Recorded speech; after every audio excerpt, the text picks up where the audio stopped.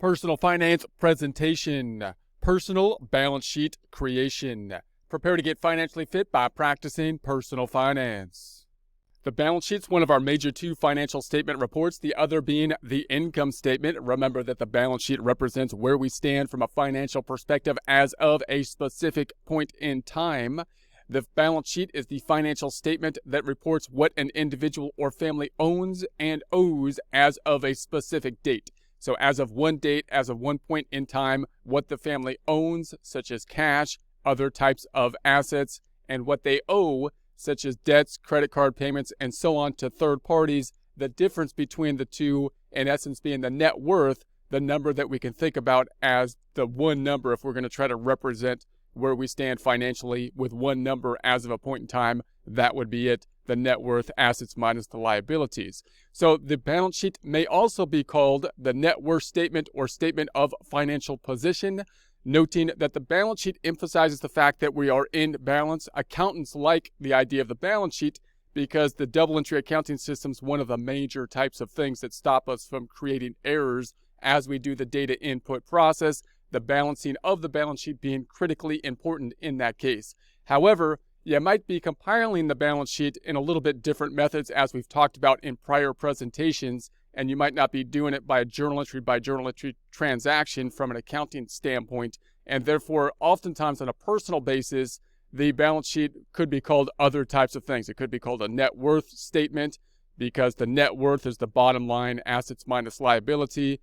And it could be called the statement of financial position because that represents the idea that it's showing where you stand as of a certain point in time, that financial position as of today. So those are other names for it. The accounting equation is assets equal liabilities plus net worth, or if it was a business, you can call that equity. It might be called stockholders' equity for a business, owner's equity for a sole proprietorship, partnership equity for a partnership. It might be called net assets for a not-for-profit. All the same kind of concepts. So we do still have this double entry accounting system that we will be using, and we often will recalculate this as assets minus liabilities equals net worth, which is just a reformation of the accounting equation.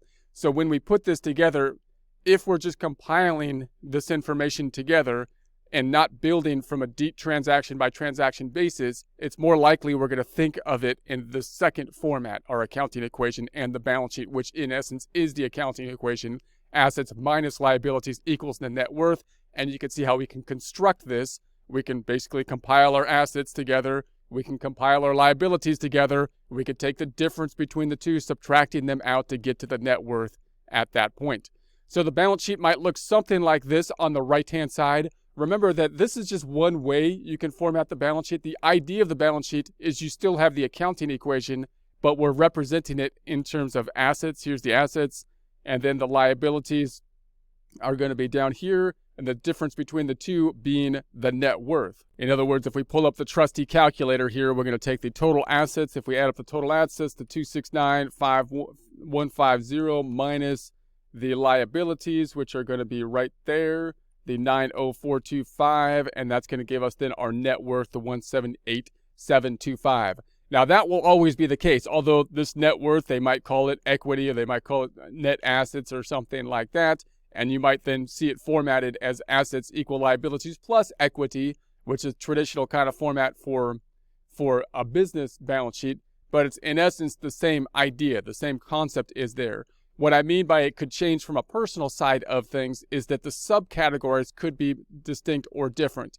Note that when you're talking about business financial statements, you're doing basically the same stuff, but on the business side, you have that business objective of revenue generation. You also often have regulations such as generally accepted accounting principles to guide you for the categories that you will typically be using and how you're going to have to report things for such as fixed assets, property, plant, and equipment, how you would depreciate them. We would typically be using an accrual basis to do that. On the individual side, we don't have those laws and regulations because the point of those laws and regulations are not for best practices purposes per se. They're trying to standardize everything so that when you report financial statements to other people, especially if you're publicly traded, everything is standardized. When you're looking at the personal side of things, you're not publicly traded, obviously. So you might need some standardization if you were to talk to the bank and try to get a bank loan, or if you're trying to do some particular thing to get financing or qualify for something or something like that. But other than that, if you're doing it for your own personal purposes, then you don't have those restrictions, which is both a plus and a minus, because the fact that when you have the standardization, it can actually make it easier, because all you have to do is look up the rule. You don't even have to think about why you are doing it.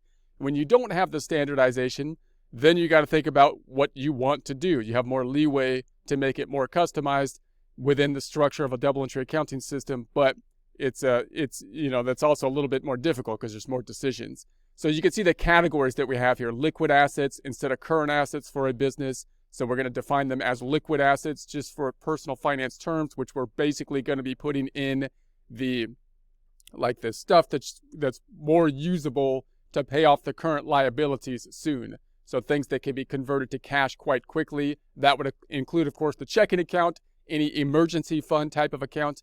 You might have investments up here. I might even include some investments up here if they're not under the umbrella of a retirement plan, like a 401k plan or something like that. Meaning, if I haven't committed to basically not touching those assets, then they might still be liquid, because I could basically sell them and use them if I needed to in a certain situation. So that would be one of the things you need to think about. We got the real estate. You might break out the home separately, real estate types of investments, or if you have other kind of real estate here as well, you might want that separately broken out, because it's kind of like property, plant, and equipment for a business, except that you are hoping that the real estate, your home, will go up in value instead of down in value, instead of depreciating it generally, which is quite different than every other kind of fixed asset that you typically have. So you may actually break that out separately. And then you have other kind of items, which I'm calling household assets and possessions. This might be everything else, other things typically going down in value, possibly not jewelry. That's another one that could go up in value. But anything like a car, a computer, your TV, and stuff like that, you want to decide whether or not you need to include those things depending on what you're doing, because those are things that depreciate in value, and is it worth your time to put on there and depreciate, because that's an accrual concept to do that, or not, right? It depends on what you're using this for, but this would be similar to property, plant, and equipment. Then we got long-term investments. This is where I would put things like your retirement plan and your IRA, because these are things that are financial investments. They're with financial institutions. We expect them to grow, and we want to check them to the market from time to time. But they're not things that are liquid, because I'm going to get penalized if I take them out, and I have the intention of having them in there until retirement. And then we've got the total assets down below. And then we take a look at the liabilities side of things, where we have the current liabilities. These are going to be the things that we owe on the liability side. We have the current liabilities in the long term. This is very similar to what we would have on a business side of things. We use the same name as current liabilities, which generally is an arbitrary cutoff at 12 months. Meaning everything that's due within 12 months, I want to put up top so I can compare them to the liquid assets to see if I have the liquid assets to pay off the current liabilities. Long-term liabilities, anything that we owe over 12 months, like a mortgage or student loans, noting that we'll have some things that have a short-term and long-term purpose, which we'll have to deal with, meaning they should have a short-term portion and a long-term portion for something like a mortgage and possibly car loans, which you pay off on a monthly basis but may extend more than 12 months. Total liabilities, and then the net worth are going to be the assets minus the liabilities. So we'll go in those a little bit more detail as we think about this going forward. So the balance sheet may also be called, remember, the statement of net worth. That's because the net worth is kind of you thinking of the bottom line here. We're calculating it instead of a normal accounting equation, assets equal liabilities plus equity or net worth, with the two sides balancing. We're taking the assets minus the liabilities equals the net worth. It's obviously the same thing, because if I was to rewrite this accounting equation, assets equal liabilities plus equity, meaning here's the assets, here's the liabilities of the 90425 plus the equity or net worth 178725, we're going to get to that 269,150.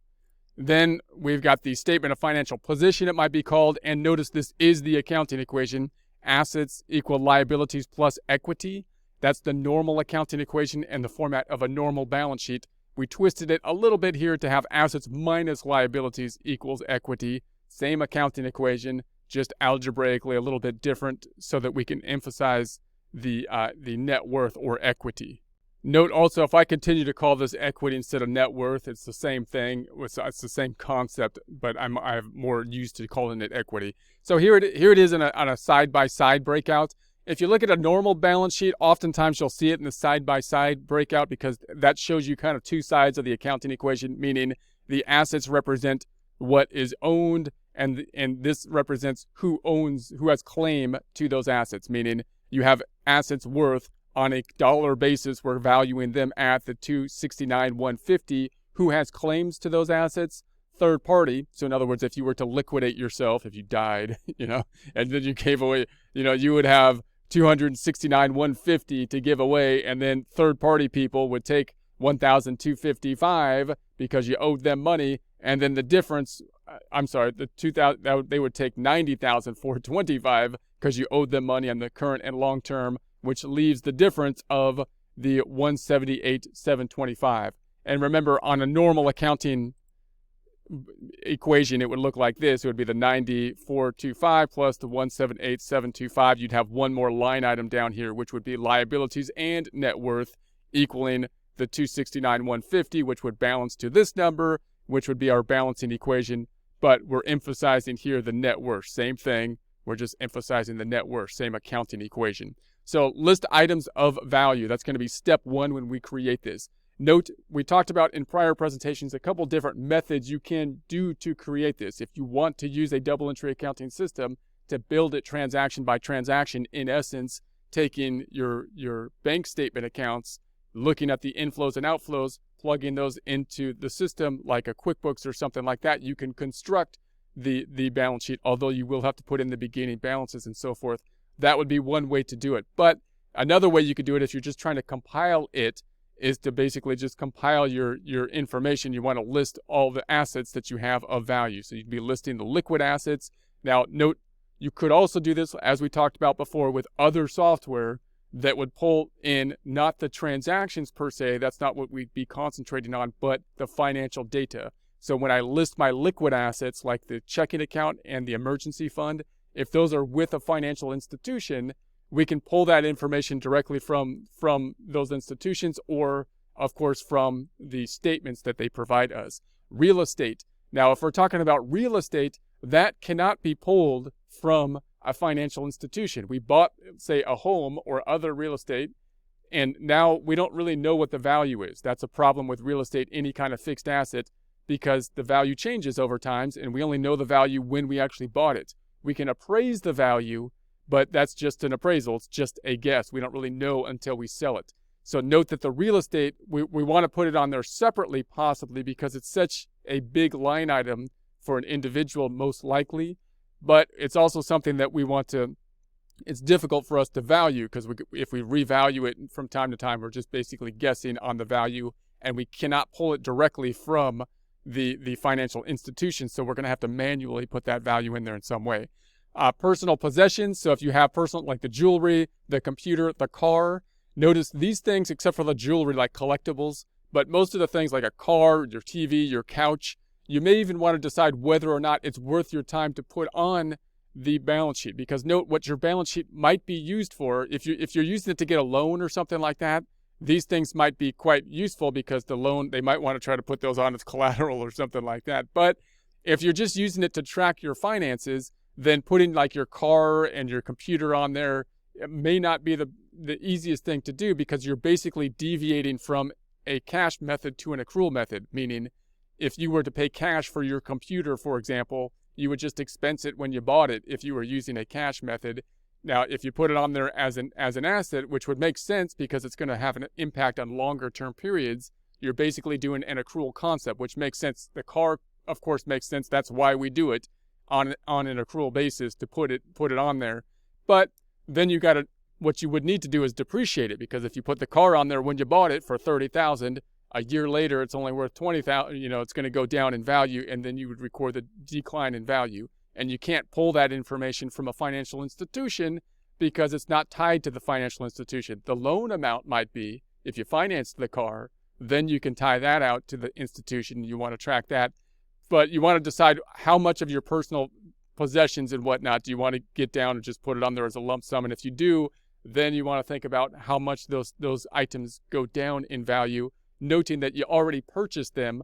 So from a financial perspective, they're probably not things that you're going to be selling in order to pay off your liabilities generally, unless there's a problem. So there, you got to decide how much time do you want to be as specific as you want on those particular items. And then we have the investment assets. So these might be the long-term assets. I would think of investment assets in two categories. One, short-term investments, things that are not under an umbrella, for example, of an IRA, or that you don't have long-term plans on, where you might put up even in the liquid assets up top. And these are also things that you might pull directly from financial institutions if you have software to allow you to do that, things like stock and bond investments. And they can track the actual current value because we know what the current value is, because these are things trading on the exchange. So if they're not tied down under the umbrella of an IRA, you might put them up top, like in a more liquid asset. And if they are tied down by an umbrella, or you have committed to put them away for a long period of time so that you could save up for something, then I would put them down here in the long-term investment assets, keeping them separate from the household goods and real estate, because these are items that you can get directly from the financial institution, tying to the financial institution. And you do want to check on their current value from time to time, which unlike the home, because you're selling, these things trade on a market all the time, whereas the home is unique in and of itself. Then we got the liability. The step 2 is to take a look at the liabilities then. So now we've got our total assets. Also, just realize the formatting of this thing. Notice that we got assets, colon, to represent an indentation or subcategory pulled into the inner column. Then we're going to go to the outer column, add them up. Real estate, colon, inner column. It only has one number, so we put that directly to the outer column. Household assets, we pulled that into the inner column, subtotaled it up to the outer column. Other investments pulled into the inner column, we subtotaled it up into the outer column. And then this number is just simply adding up the outer column here. So we only work on kind of one column at a time. We'll work on that more when we do the practice problems, so you kind of get a feel of the format of the financials. If you get the format understanding well, then it's a lot easier to look at something like this without your eyes rolling over. So we have the current liabilities then. That's going to be the liabilities down here. These are liabilities that are arbitrarily due within 1 year. So typically your credit card, and then your loan payments that are due within a year. Now note, this portion of the loan that's due within a year, say your mortgage, for example, that's due within a year, then has a current portion to it. And you should have it then broken out between the two, because what you want to have is your current liabilities that you could match out to your liquid assets to see whether you have enough liquid assets to pay off the current liabilities. But that's a little bit of a problem, note, because this information also is stuff that you can pull in from a financial institution. These liabilities, credit cards are financial institutions, loans are financial institution, mortgages. But if you pull this information in, they're going to give you the mortgage, for example, as one line item. They're probably not going to break out the short-term portion. So then you got to think, I want this down here long-term, but there's some amount that's going to be due within the next 12 months. Put that up in the short-term portion, or at least think about what it is, so that you can consider whether or not you have enough or sufficient liquid assets in order to pay off your current liabilities. If not, then can you get more assets? Can you liquidate some assets, or can you push some of the liabilities out into the long term, which is the normal thought process? So that includes things like credit card, current portion of the loan. Then we have the long-term liabilities. We have the debts that are not required to be paid off more than a year. So it's an arbitrary cutoff of 1 year. But it's a useful arbitrary cutoff. So anything that's over 1 year is going to be down here, which we see as long-term. So the mortgage, of course, if there's a mortgage on the home, would be a long-term thing generally, although it has a short-term portion. Student loans might be a long-term thing. We can add those up, and that's going to give us then our two categories of liabilities, those two subcategories being important, because this current portion, again, those are things that are becoming due. We want to make sure that we have enough liquid assets to pay them off. We don't want all liquid assets, meaning I don't want all my money in the checking account. That doesn't make sense because the checking account's not making me money. What I want is enough money in the checking account to cover the liquid assets and any kind of emergencies that come due, and then see if I can put my assets in another area where I'm either getting benefit and enjoyment from it, or I'm getting a return on it somewhere, right? And then we've got the net worth, which is going to be assets minus the liabilities. So there's the mortgage. So the net worth is the bottom line. That's going to be the assets minus liabilities in our accounting equation. Remember, this balance sheet is represented as that format of the equation: assets minus liabilities equals net worth, which is similar to equity. It measures the current financial position. So if you were to tell someone, your financial position in one number, which is way too non-nuanced of a way to say it, because your financial position is much more complex than one number, really.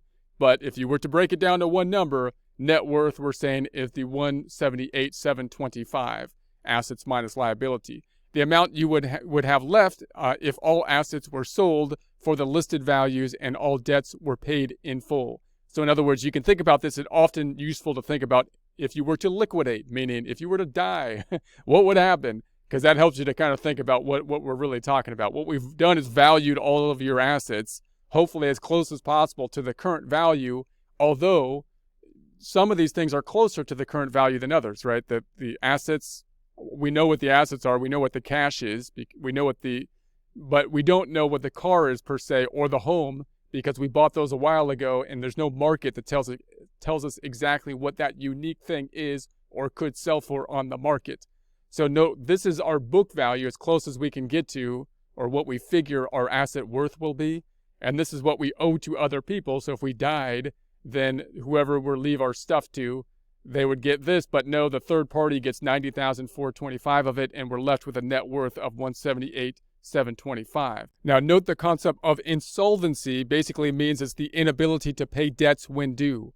Now, if you're insolvent, that's usually going to be indicated if a financial institution saying, hey, this family's got problems here. That's usually because their assets up top, their liquid assets, are going to be a lot lower than their current liabilities, indicating that they're going to have trouble paying off the current liabilities. Or you have a situation where their liabilities total are way in excess of their assets, so it doesn't look like they'll ever be able to pay off the liabilities.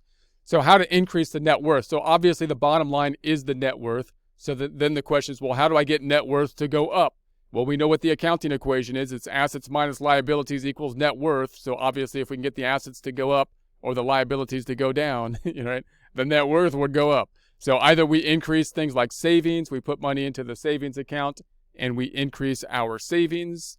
We could reduce spending, which would mean that we would basically increase the savings as well, increase the value of the investment and other possessions. So the possessions that we have, we can increase the value, possibly by investing wisely so that we have an increase or growth in the money. And that would mean that we don't want all of our stuff in the liquid assets, because what we want is enough in the liquid assets to pay off the current liabilities, and then see if we can get our money to work for us.